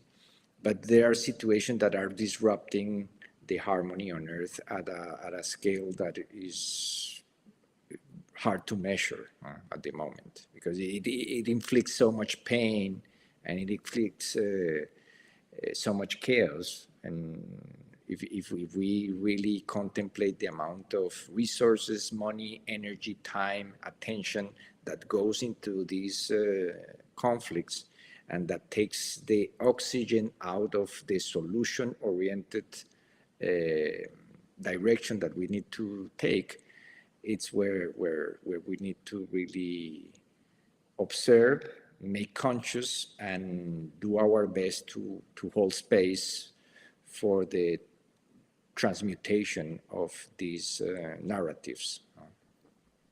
Absolutely. And knowing as well that we're going to be making these items conscious over the next couple of episodes, I think is important. So I want to encourage people to access the link I put in the live chat, where you can actually download this image on screen directly in its full high resolution version. So you can study this, because I know it may be hard to just read it on your cell phone screen or the computer screen right now. But you will be able to access the high-res version that we are showing right now for yourself. You can download it, keep it for yourself as a file from the harmonicfactor.com, our gift to you, just to be able to navigate this and make this conscious.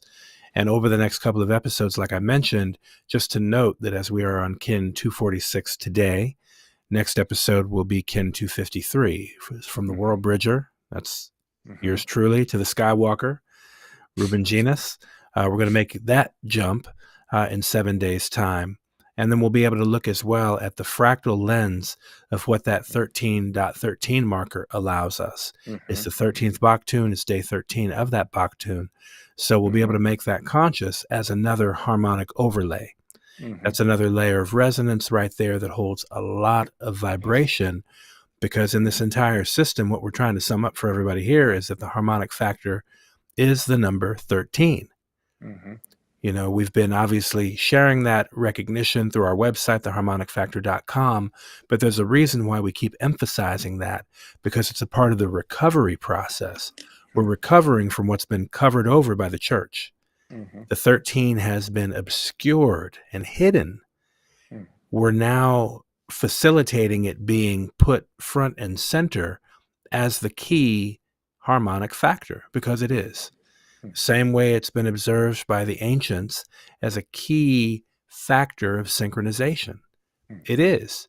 You know, that's the point. 13 times 4, 52. I mean, it's in everything, you know. 13 plus 7, 20. You know, the midway of 13 is 7. And so we understand in the layout of these frequency patterns, it's a beautiful, elegant science. So that's the one thing we want to make conscious, is that by engaging in this, you literally are beautifying your mind. You're literally accessing the elegant nature of your consciousness, because we're a reflection of nature. We are reflected. We're reflections of our Creator, who's the greatest artist. So for the Creator to weave the mathematical frequency of spiral perfection, numerically expressed, that golden thread, that golden proportion, as we see here, even laid out in the structure, as we see the golden section of the 13 moon year. Even this 13th Baktun can be broken down according to its golden ratio. And that's one thing, again, you can apply that universally to anything, including your own life. Like we've identified that in recent episodes past, where you can apply this golden intersection numerical value, those digits, at a frequency of 16,180 days to your own life to determine those golden aspects of your own experience.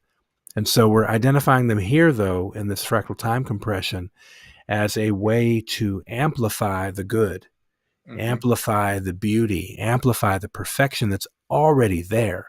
We're just literally making it conscious. When it's made conscious, it will have its effect on you. It's not like you have to do something.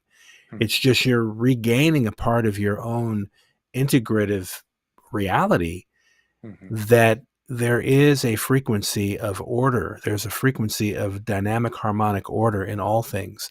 Even though when you only look at one lens on the material plane, it's going to look like disorder and chaos. We have to get a different view. We have to expand our view.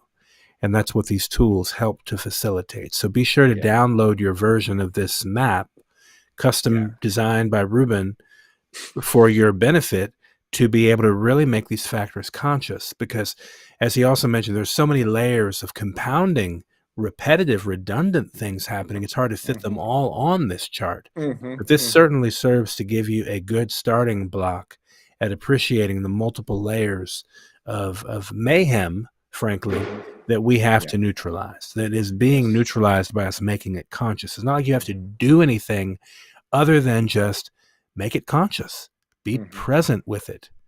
And in this equinox window, take real advantage of that. Yeah, and actually we included the +1 factor here to make a perfect 21 unit fractal in which kin 1 is portrayed as Katun 1 from the cycle that goes from 2012 to 2032. And that is referenced here as basically we did that interpretation of the emergence of the Homo nosphericus parallel to the emergence of artificial intelligence. So that this nospheric intelligence, artificial intelligence going hand by hand, side by side on parallel timelines.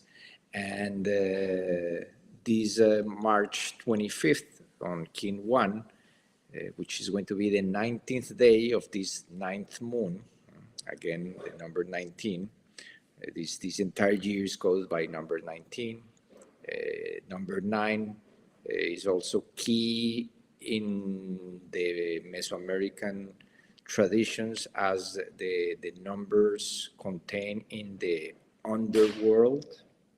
Let's say that there is the concept of heaven and earth, and the earth is broken into 9 levels and the heavens into 13 levels according to this cosmology. And of course the fact that the 9th moon of the year is synchronizing the 13th harmonic run of the Tzolkin. There is a prophetic aspect of that because that connects us to the prophecy of the harmonic convergence of the 13 heavens and 9 hells that we close in the year 1987, and that we are here just going through layers of resonance of that event, the reverberation of the event, because as we can see, the last Katun, which is Katun 260, is preceded by the harmonic convergence in 1987 and the new dispensation of time with the rise of personal computers. So that kin, or that reflection of days in recent times, is connected to a thunder at St. Peter's Basilica that took place on February 11th, 2013, when on a storm day we saw these thunder, this expression of that energy of the storm on top of the iconic building of the Catholic Church. So we will certainly be observing what is happening during this entire cycle, and we will be commenting on it as we approach the dates. Fortunately, as you mentioned, our next episode is going to be on this 13th stage of the 13th harmonic, coordinates 1313, and the next episode is going to be on Kin 260. So our episode of March 24th is also going to be full of aspects of synchronization that we will go deeper, and that we will just in the next section give a small preview, which has to do with the Venus cycles and the cycle of prophecy that are also coming to an important point in time. Well, I certainly hope folks are getting a good sense for the fractal time compression and how we can apply an awareness of these harmonic layers in terms of being able to help counterspin and bring a counterbalance to a lot of the mayhem. And again, the reason we want to make this conscious and share this with folks. And also, as we get into the next couple of episodes, I feel like all of this energy that we're building up now in this last harmonic run of this 53rd Tzolkin cycle before the golden intersection of timelines is critical, because this is the last opportunity that we get to literally navigate the fractal layer of the 13th Baktun according to the Tzolkin cycle before we reach the golden intersection point. And I think that's important to state, because this is all happening even before we reach the next green castle of enchantment. We're going to reach this golden intersection of timelines and really effectively be closing out the third or the fourth castle, rather, of that 260-day sequence with that golden intersection. So today and this window is very, very significant in preparing us even more for the opportunity presented through the golden intersection of timelines. And so I'm just excited for how we can continue to make that conscious with audiences out there tuning in, and really encourage folks to stay tuned. So let's look a little bit as to what is next, as you mentioned there briefly, and we'll see what's next. But thank you for that wonderful summary, though. And I do encourage people to go and download the image. The link is in the live chat. We'll be sure to put the link also in the show notes for people tuning into this at a later point, okay? Thanks for tuning in, and we're going to keep it moving.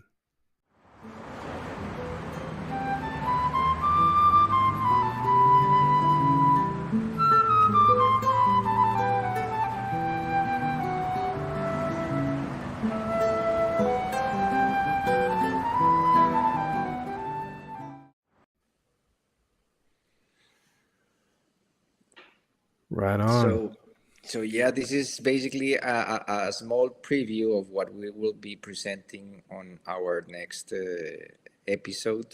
We'll be going deep into the Venus cycle, because it's another way of connecting with the golden proportion. The cycles of Venus and the Earth are also ruled by this mathematical constant, or the golden ratio, and what we see here on screen is basically the Venus-Earth 8-year pentagonal cycle chart that is depicting the 5 points in time when Venus goes in between the Sun and the Earth, or in those alignments when the second planet on the solar system and our closest neighbor goes in between us and the Sun.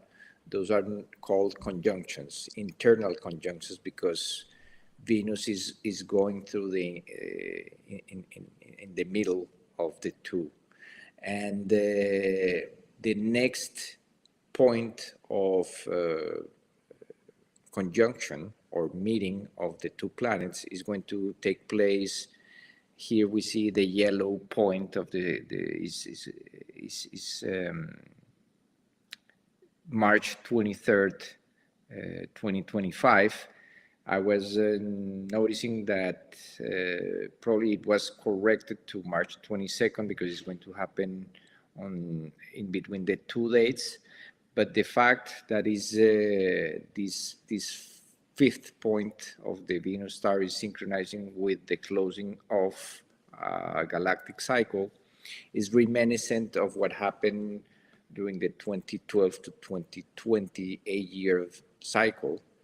And we will go deep into that, and we will go into the prophetic qualities of this alignment, because March 23rd, as we know, is the birth of Pakal Botan, the sage and king who left in his temple and his sarcophagus lit the prophecy that was decoded by Valum Botan, Jose Arguelles, called the Telectonon prophecy, and these two figures of this prophetic stream are connected by this date, March 23rd.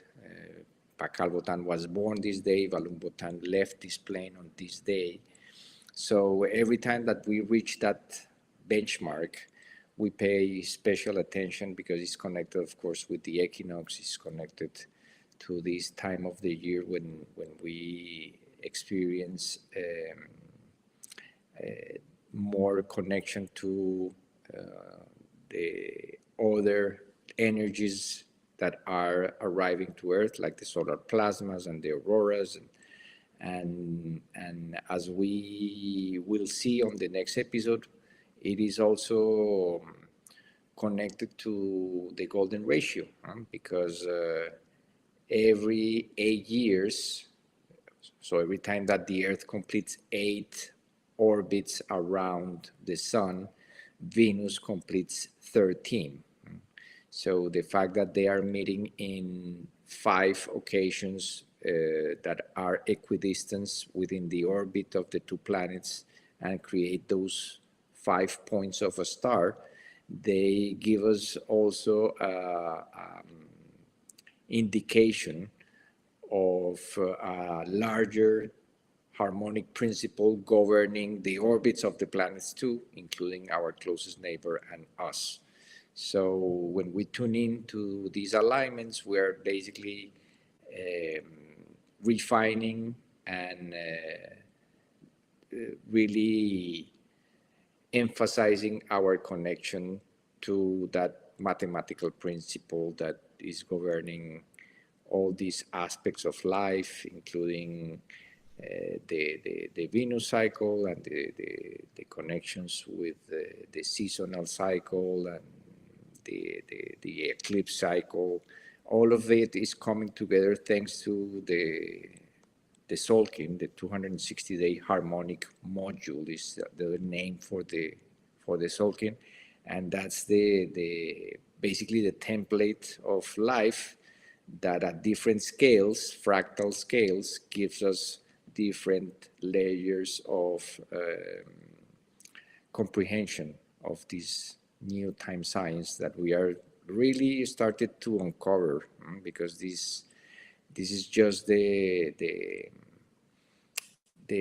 overlay, the most superficial overlay, because below this we have the moon cycle and connected to the Venus cycles and the Sirius cycles, also connected to the Venus round.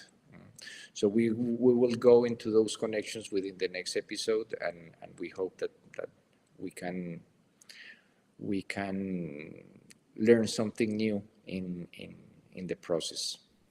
I'd also like to point out that in many cases, these are cycles that have been tracked by the traditional timekeepers for a very, very long time. Mm-hmm. So when we talk about the indigenous Maya, they were very coherent in terms of their tracking of Venus. They were also very coherent in their tracking of the sunspot cycles, in addition to other cycles.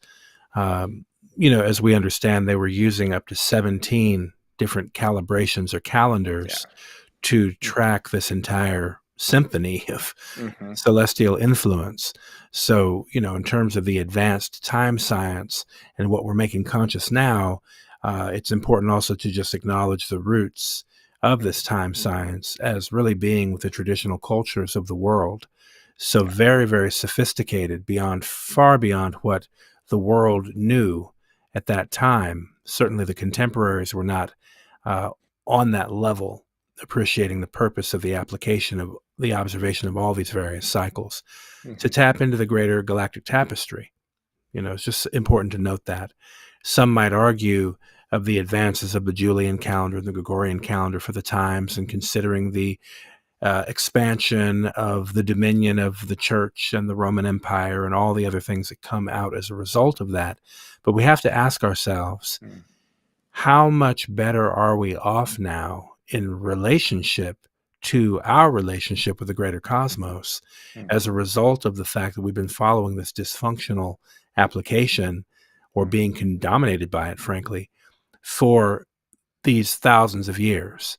When we talk about the Gregorian, we need to remember it's an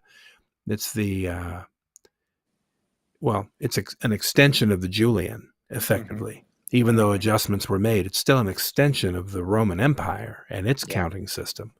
So that, in comparison with the very astute and accurate observations of indigenous peoples, it's an interesting comparison there. And I think we need to get into some of that, as we will in some future episodes also, just to better appreciate what's really, really emerging, what's really unfolding.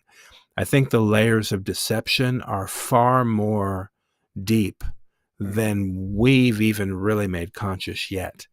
And so as this is getting unpacked, I think many other layers of confusion are going to dissolve and disperse. And in that, there's going to be a real restoration, a real effort to reconcile, where things have been led astray majorly.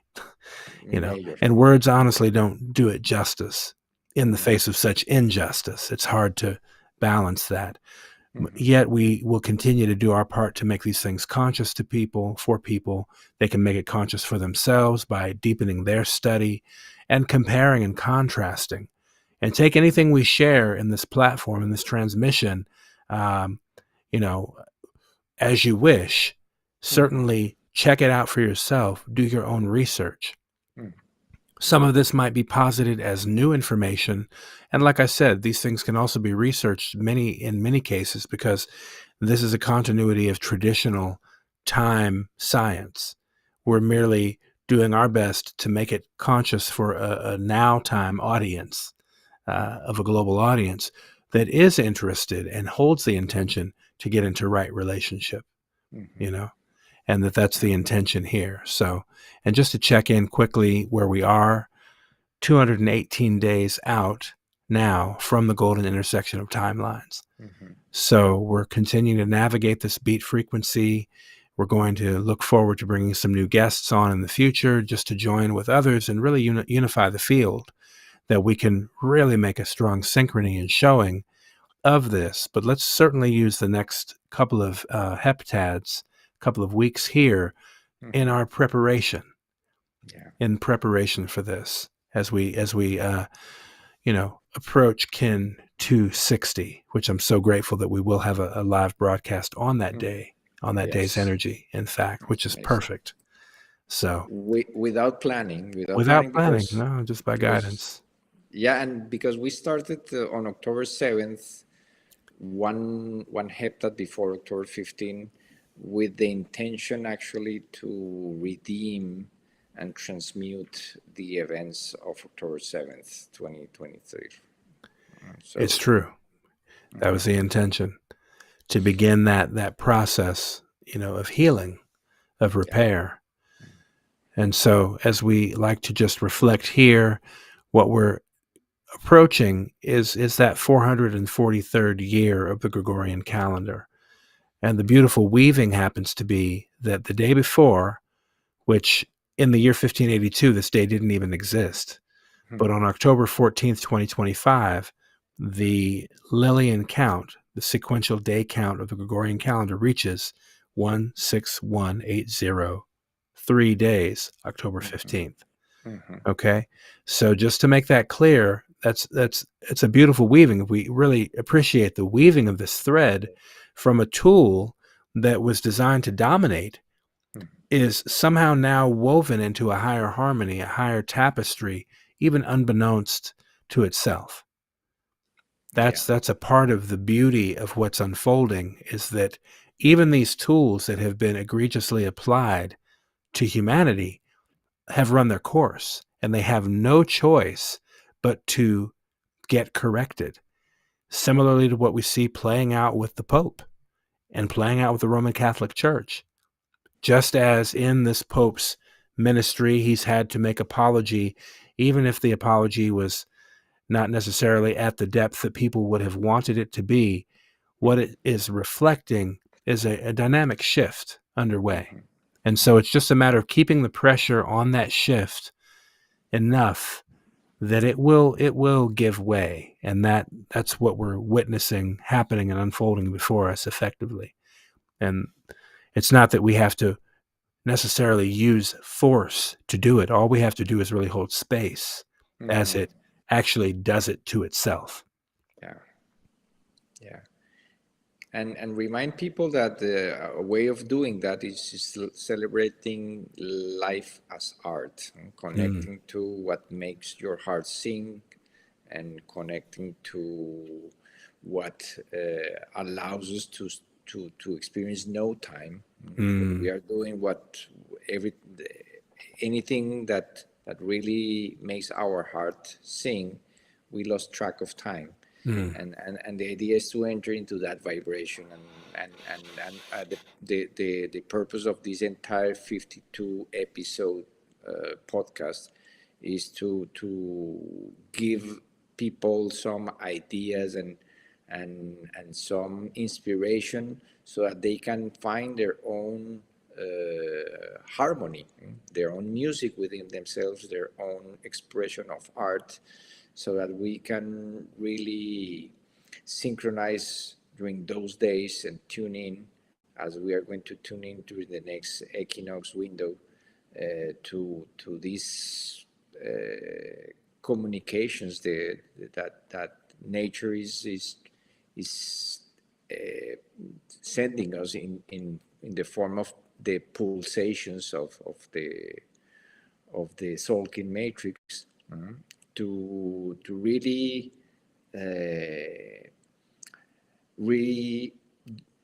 reframe the entire narrative and change the script, the script that we have been programmed to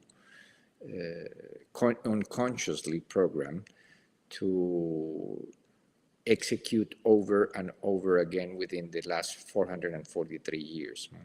So we have the opportunity really to create a new story based in harmony that really transcends all the garbage and all the toxic that we have engendered in the last 443 years since the expansion of the mechanical clock and the Gregorian calendar all over the world. So one way of doing that is also signing the petition. We encourage people. We are close to the 14,400 signatures. We would like to cross that harmonic threshold of 144 to close this 13th Baktun and redeem in that way those 144,000 days that were in a way sacrificed in the name of the machine and the expansion of imperialism around the world. And we hope that you can share the petition, share it with your friends and family and loved ones, so that we can reach that threshold of 14,400 signatures. We are right now just probably a couple of hundred signatures away from it. And we're also aiming for 144,000 by the golden intersection of timelines, which we're positioning ourselves to reach that, but we certainly need your support. And again, this is really just to help make that imprint have that impact on the collective consciousness, to note that this is an important subject to take seriously. And so in light of that, we also invite you to go to theharmonicfactor.com, and you can either take an image of the QR here and use that to take you directly to the website, where you can download the PDF. You can also find the link in the live chat. I've just put it there, to go ahead and download your synchronometer for the current year, the Blue Rhythmic Storm year. And we'll begin the preparations for the new version for the upcoming year, for the Resonant Seed year, NS138. We'll have that available fairly soon, I would imagine. We want to get a good running start on that one for the new cycle to come. And so definitely those are some of the ways you can be of support. And certainly if you are so inclined, we appreciate your donations. You can find the link for donations pinned to the top of the live chat on this episode and previous episodes. So please, we appreciate any support we can get, just to continue to help raise consciousness and make this a part of the conversation of the human family at this most important time. And we truly appreciate all the support that you do show us out there. Thank you to Ishel Esta for the amazing intro video this evening, as usual, and all of her support as well. Thank you to Alejandra, Kin 5, Ishel being Kin 16, and the two of them making Kin 21. Combined with us, and I'm hoping maybe for Kin 260, they will grace us with their presence on screen. I think it would only be appropriate, not to put anybody on the spot, but just to say that our entire team does make number 260. So that, I think, would be a beautiful way to commemorate that episode. And I also recognize, I think you will be in Palenque, if it's okay to say that. I think you'll be in that region on that episode. So I think Kin 260 is made all the more special by the fact that you all will be touching in that very, very sacred homeland right there that is so central to this mission. Yes. And the fact that it's going to be episode 26. So is it? No, I think we're at 23 now. It'll be 25. 25. Yeah, right. just to be clear. Yeah. But so I was looking at that actually before the show tonight, to clarify. But yeah, that it'll be episode 25 of 52. It's the inverse of 52, which of course we know the significance of 52, particularly as it relates to what's happening and has been happening, will continue to happen at Palenque and other similar locations coded by that very important number 52. Yeah, this is a time to really align with the intentions of many indigenous peoples around the world who honor this time, who honor this passage of the sun through that point of balance of between light and shadow, and so that we can also balance our own lives and our own bodies to the energies that are governing us and that are the very fabric of creation. Absolutely. Well, we look forward to really resonating in greater harmony with our indigenous family, especially over the next couple of episodes, really to ground that into the heart here as we continue to hold space and make conscious on this amazing sacred journey together that we like to call the Galactic Spin Podcast. So thank you to everybody out there for tuning in tonight and continuing to make it special for us every episode. We truly appreciate your presence with us on this journey, and we truly hope that you gather value from this as well. So thank you, everybody, for staying tuned out there. And give us some feedback. Let us know how you feel. We appreciate that. Reach out to us on our social medias, any of our platforms, any of that, and continue to tune in with us here on Kali Days as we navigate this pathway to the golden intersection of timelines. In Lakesh, everybody. In Lakesh. Thank you, brother. Every time. One love. Tune in with the Galactic Spin Podcast and expand your view.